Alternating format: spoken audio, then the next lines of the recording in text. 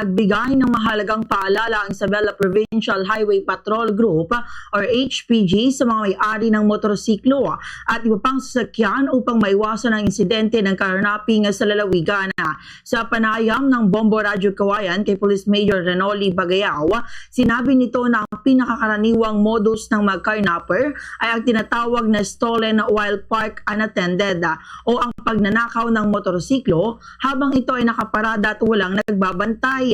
Isa sa mga paunahing dahilan kung bakit madaling natatangay ang mga motorsiklo ay ang pag-iiwan ng susi sa ignition o nakasaksak pa rin sa sasakyan.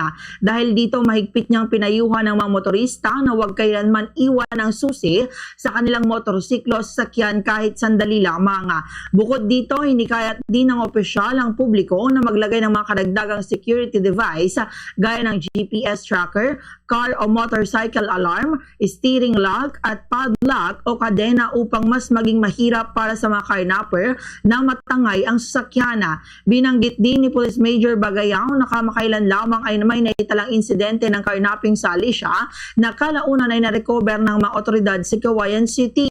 Samantala, aminado naman ng HPG na may mga insidente ng carnapping na kahit nakalak na ang sasakyan ay nagagawa pa rin nilang makuha ang target na motorsiklo, kaya naman pinapayuhan ng mga motorista na ugaliing pumarada sa ligtas na lugar.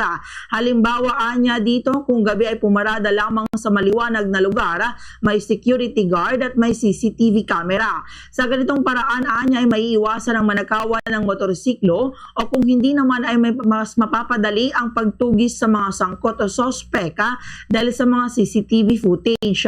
Sa kabila ng mga naitatalang insidente, wala pang namomonitor na malaking grupo ang HPG Isabela sa likod ng mga naitatalang na nakawan ng sasakyan dahil karaniwan na sa mga sangkot dito ay pawang mga kabataan. Ganito ang bahagi ng pahayag ni Police Major Renoli Bagayaw. Involved dito ma'am ay mga CICL or yung tinatawag natin Children in Conflict of the Law. So usually ma'am, karamihan yung mga napailan natin at saka mga nahuli ay mga minor de edad. Siguro ma'am, itong mga